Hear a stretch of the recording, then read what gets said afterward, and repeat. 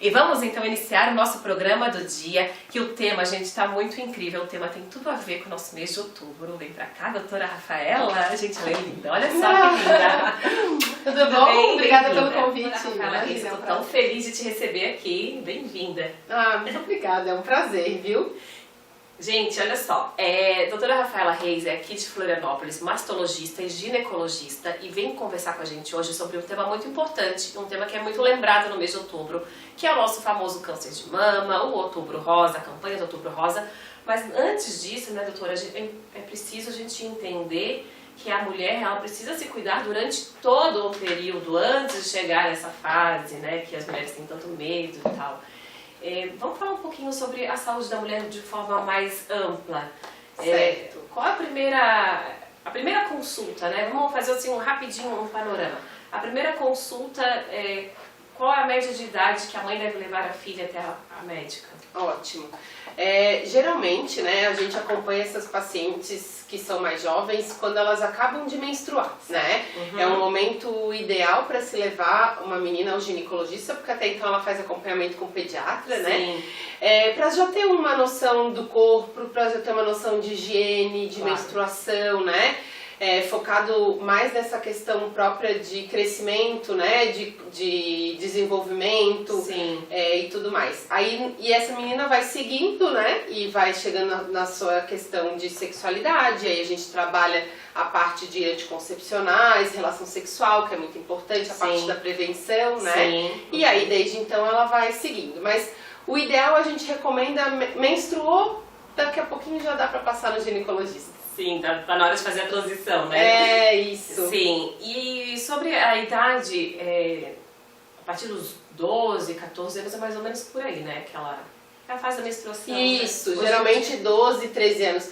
A gente até vê uma tendência das meninas hoje em dia menstruarem um pouco mais cedo, né? Sim, uhum. E tem tudo relacionado ao ambiente que a gente vive hoje em dia. Então, menstruação, agrotóxico, muita comida com hormônios, né? Às vezes faz esse desbalanço, estresse, e a gente acaba vendo no consultório meninas muitas vezes menstruando com 10, 11 anos, né? Sim. Então, diferente das nossas avós que menstruavam com 14, 15, né? Muito Sim, mais tarde, né? sim. Então a gente percebe isso mesmo no consultório.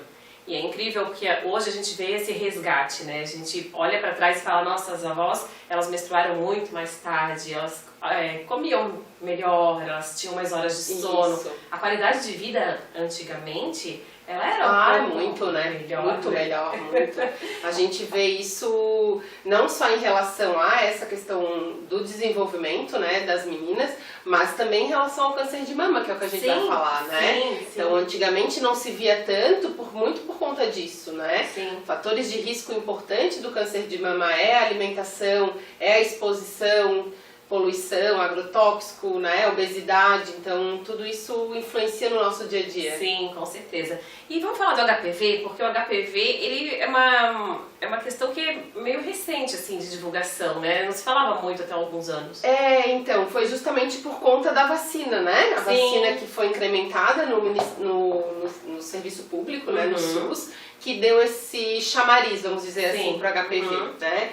Então, o HPV ele é um vírus de relação sexual, de transmissão Certo. sexual, Uhum. e é o maior responsável pelo câncer de colo de útero, né? Eu até costumo falar que hoje em dia nenhuma mulher deveria morrer de câncer de colo de útero, Sim. porque a gente tem prevenção, a gente tem exames de rastreamento, temos tratamento de doenças precursoras, que são as doenças iniciais antes de virar câncer, e a gente tem a vacina. Quais né? são essas doenças, assim, pra quem tá em casa já ligar o alerta?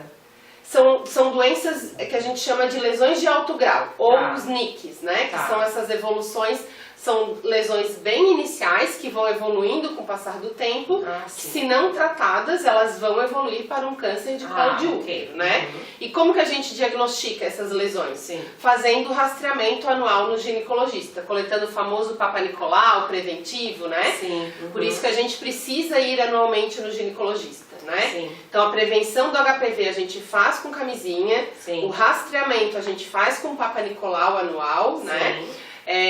E aí a gente faz esse tratamento quando preciso, e a vacina disponível no SUS, na idade ali dos 9 aos 14 anos, que é a principal faixa etária onde você tem uma melhora da imunidade, a maior produção de anticorpos é nessa fase, né? Sim. Então você não está incentivando o seu filho a ter relação sexual, você não está antecipando, né, ele nessa questão. Você está sim preparando ele para que ele não tenha um câncer no futuro, né? Então, quando não se consegue fazer no serviço público, né? A gente tem no serviço privado, já desde o ano passado, a nonavalente disponível. É uma vacina que tem 3 doses. Tem um custo mais alto? Tem. Sim. Mas é um custo que eu digo que é um investimento na sua saúde, né? Sim. Você vai fazer 3 doses e você vai ficar prevenida, o que não te tira a responsabilidade de ir todo ano fazer o preventivo, né? Sim. Então é importante você conversar com o seu ginecologista, porque a vacina do HPV é a única vacina que a gente tem de prevenção de câncer. Gente, olha só, uma notícia é um tema tão importante e tão pouco discutido, né? Porque a gente traz muito isso à tona quando vem o mês de outubro. Isso. Porque a gente relembra várias coisas, né? Relembra do colo do útero, a gente relembra da mama e, de fato, da saúde da mulher. E o que mais a gente poderia falar sobre a saúde da mulher para quem está em casa em relação a hábitos, né? O que impacta diretamente na saúde da mulher? Exercício físico.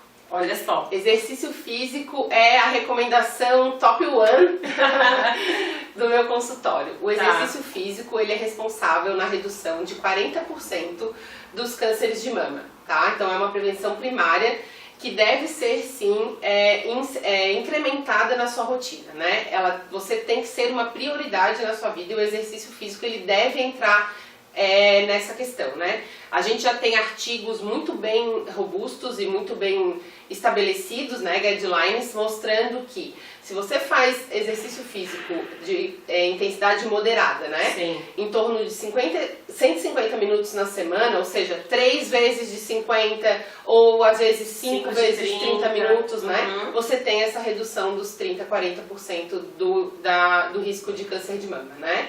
Então, se você alia isso a uma alimentação saudável, sem muito fast food, gordura, aquela história do desembrulhe menos, né? Sim, desembale menos, né? Isso. E descasque mais. Descasque mais, que é a questão da comida saudável, né? Junto com o sono adequado, nível de estresse diminuído, que é difícil hoje no dia a dia, né? Mas eu ia falar isso, a mulherada é tão ansiosa, né? Muito. Quem, gente, não é... Mulherada, os homens também, mas assim, eu vejo que as mulheres, elas estão mais ansiosas e estão cada vez mais ansiosas. Isso tem a ver com o fator de idade? Não. Eu acho que não, acho que a culpa é nossa mesmo, né? A gente colocar tanta coisa para fazer ao mesmo tempo, né? A gente, hoje em dia, a sociedade nos coloca muita pressão, então, além da jornada de trabalho, de a gente querer ser bem remunerada, querer ser valorizada no trabalho, também tem a pressão de ter que ser uma boa mãe, ter que ser uma boa dona de casa, uma boa esposa, então acho que isso tudo tem consumido muita gente, né? Sim. E, nossa, e a rotina, né? Sim. É uma loucura. Gente, tá tão bom o papo, eu tô já me cutucando ali, ó, 2 minutinhos. Mas a gente vai falar um pouquinho também sobre a tua especialização, porque me chamou muita atenção quando a gente se conectou, que a gente conversou, porque ela é mastologista e ginecologista. Então, assim, eu quero falar um pouquinho sobre essa tua área, sobre a saúde da mama em si. Porque não é só o câncer, antes de chegar nessa fase, né, espero que não chegue na vida de ninguém, mas tem alguns cuidados que são primordiais, né? Temos. A gente precisa fazer o que a gente fala hoje em dia de autocuidado, né? Autoconhecimento. Então você precisa se conhecer, conhecer o seu corpo, conhecer as suas mamas, para que você possa ter também uma prevenção dessa doença, né? Então, o que é o ideal? O ideal é você se olhar, se palpar. Sempre que você toma seu banho, se coloque na frente do espelho, né? Veja se as suas mamas estão simétricas, se não tem nenhuma alteração, se o mamilo não está mais vermelho, maior que o outro, né? Se não surgiu nenhum nódulo a mais. Se palpe. Se você ainda menstrua, escolha o dia após a menstruação, 7 dias depois da menstruação é o período ideal. porque a gente, como se a mama estivesse mais murchinha, sabe? Então você consegue se palpar e perceber alguma coisa. A ideia não é você fazer o diagnóstico precoce, né? A ideia é você saber se tiver alguma alteração, você procurar no tempo hábil. É se conhecer, né? É se conhecer, Porque se você vai num ginecologista em janeiro, você voltaria no outro janeiro. Sim. Se ali em fevereiro, março apareceu alguma coisa na sua mama, você vai voltar antes, né? Olha o tempo que você perde, né? Sim. Então você se conhecer é nessa questão. Isso. Então, se coloque na frente do espelho, se olhe, se palpe, é a melhor forma de você ajudar a sua saúde. Gente, tá chegando então o mês de outubro, a gente tá chegando no Outubro Rosa, mas agora a gente vai fazer um voo, vou pegar a doutora pelo braço, a gente vai sair voando aqui por Floripa para saber o que vai rolar no Outubro Rosa por aqui. E antes disso, deixa eu compartilhar com vocês que nesse voo eu vou levar comigo o lanchinho da Veritá. São lanchinhos saudáveis, deliciosos, sem glúten, sem lactose, te dá água na boca. Aproveitem e passem ali na Veritá Santa Mônica aqui em Floripa e façam as comprinhas de vocês também. A gente vai fazer um rápido intervalo e volta já.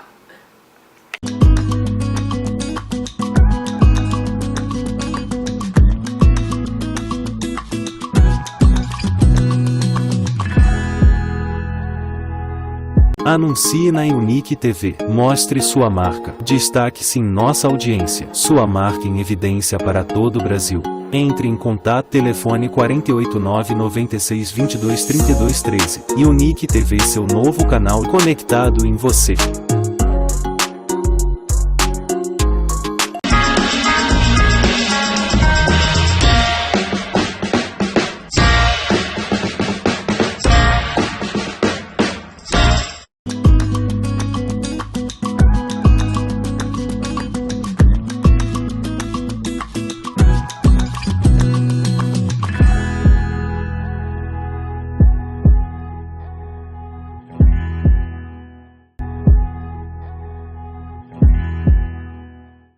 Pousamos com a doutora Rafaela Reis, mastologista e ginecologista aqui em Floripa.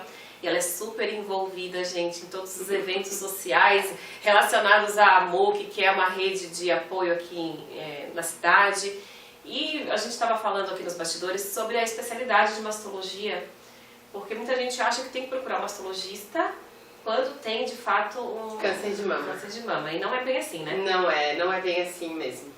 O mastologista é o profissional especializado em doenças e cuidados da mama, né? Sim. Então você pode procurar ele para qualquer alteração relacionada à mama, tanto a amamentação, né? Muitas vezes complicações, Sim. alterações do desenvolvimento da mama, assimetrias, doenças benignas, nódulos, né? E por fim, claro, o câncer de mama, né? Mas não só de câncer de mama a gente atua. Mas Sim. é importante reforçar que isso é uma informação que as mulheres muitas vezes não têm. Toda mulher deveria passar em consulta com mastologista aos 25 anos, né? Olha, gente. Ou pelo menos a partir de 25 anos. Por quê? Essa consulta é fundamental para a gente adequar e conhecer essa paciente e saber quais são os fatores de risco. Certo. Porque a priori, uma mulher de baixo risco começa o seu rastreamento numa certa idade, Sim. né? Uhum. Quando ela é diagnosticada, quando ela é vista como uma paciente de alto risco, por causa do histórico familiar, o histórico pessoal, né? Esse rastreamento do câncer, ele deve ser iniciado. Sim. Então, se ela só for no mastologista ou só pensar nisso com 40 anos, que é a idade que a gente geralmente começa o rastreamento, Sim. ela está perdendo tempo, Uhum. né? Então essa consulta a partir dos 25 é importante por conta disso, pra gente conhecer essa mulher, saber os fatores de risco e orientar. Gente, olha só, novidade, porque eu não sabia. Não, juro, não sabia mesmo. Então tô te esperando lá. Ai, faz tempo que eu passei dos 25, hein? E olha só, sobre o câncer de mama, tem gente que acha que é genético. É genético? É mito? É verdade isso? Tem a parte genética, né? Mas ela é um percentual muito pequeno. Tá. 80% dos cânceres de mama são são habituais, que a gente fala, né? Ambientais, né? Certo. Não tem correlação com a genética, tá? Então você pode, ou qualquer uma de nós, ser a primeira da família a ter um câncer de mama, né? Porque se ouve muito falar assim, ai, a fulana tá com câncer de mama, mas a mãe dela teve, a avó teve, né? Então as mulheres ficam muito assim, na minha família não tem nenhum caso, então eu vou ficar quietinha, não vou fazer meus exames. Isso, ou ao contrário, né? A fulana teve, mas nunca na família dela ninguém teve, né? Então tem essa correlação, existe sim, né? Síndromes relacionadas ao câncer de mama, mas elas são num número muito menor. Sim. E falando do câncer de mama ainda, quais são os exames, doutora, que a mulher ela deve fazer a partir dos 35 ou 40? 35 quando, né? Varia um pouco, mas na grande maioria das vezes, quando ela é de alto risco, ela começa mais cedo, 30, 35, dependendo se tem alguma síndrome diagnosticada na família, enfim, né? Isso daí é muito bem conversado em consulta. Mas uma paciente de baixo risco, né? Sem nenhuma história familiar importante, sem nenhum histórico pessoal importante, pela Sociedade Brasileira de Mastologia, a gente recomenda fazer mamografia a partir dos 40 anos anualmente. Sim. Isso vai até a gente ver que a paciente tem uma expectativa de vida ali em torno dos seus 5, 7 anos, né? Sim. Então, até os 75, se tem mais tempo de vida, a gente vai fazendo, tá? Porque hoje em dia a gente vive até 90, 100 anos, né? Então a gente não para nos 75, mas a gente vai avaliando, vai personalizando, né? Por isso é importante esse cuidado, né? É importante, gente, eu sou muito fã disso, assim, de fidelizar, de ter uma médica com a doutora Rafaela para chamar de sua, né? A minha mãe que quer passar com ela já tá chamando, falando que é médica dela. Então, assim, por quê? Porque a médica vai te conhecer, vai te acompanhar, vai entender a tua expectativa de vida. Isso. Né? E quanto antes recorrer a uma consulta médica, melhor porque mais você vai ter informações, né? Mesmo quando você tem alguma alteração, né? Que você possa vir uma suspeita de um câncer de mama. Sim. Quanto antes você encontrar essa lesão, mais chances você tem de cura, né? Sim. Uma lesão inicial, quando tratada, ela tem 95% de chance de cura. Então, o câncer de mama hoje, ele não é mais uma sentença de morte, né? Sim. A gente consegue viver e viver muito bem, né? Só que precisa fazer esse controle para diagnosticar bem precocemente. Com certeza. E agora, chegando no outubro, é o mês que a gente tem essa campanha, né? De fato, a mulherada se une. A gente tem aí um convite até em comum para ir num evento social da AMUC, que você é voluntária. Isso. Né? Dar o apoio lá para as meninas. Vai ter um baile beneficente, né? Onde a AMUC também está participando. Amanhã a gente tem um happy hour para chamar todo mundo para participar. Eu acho importante esses eventos porque chama atenção para a sociedade, né, de um assunto. O câncer de mama é a doença, é o câncer que mais mata as mulheres. Ele é super incidente, né? Sim. A gente tem aqui para Santa Catarina em torno aproximadamente, né, 74 casos a cada 100 mil mulheres. Então, a cada ano essa incidência aumenta, né? Por todos esses motivos que a gente já falou, né? Então é uma doença que a gente precisa tá prestando atenção. Sim. E o fator de risco principal são dois que a gente não muda, que é o fato de a gente ser mulher e envelhecer, né? É verdade. Então isso é o que mais fala contra nós, né? Então todos os outros a gente consegue melhorar, atividade física, sobrepeso, parar de fumar, ter um sono adequado, alimentação. A gente tem esse poder de modificar, né? Sim. Mas sermos mulher e envelhecer a gente infelizmente não controla, né? Então precisa chamar atenção para a população por conta disso. Então esses eventos são sensacionais, na minha opinião. Sim. E tem também uma corrida? Tem. A gente organiza todo ano, essa vai ser a nossa próxima edição, dia 13 de outubro, na Beira-Mar de São José. Desculpa, na Beira-Mar de Florianópolis.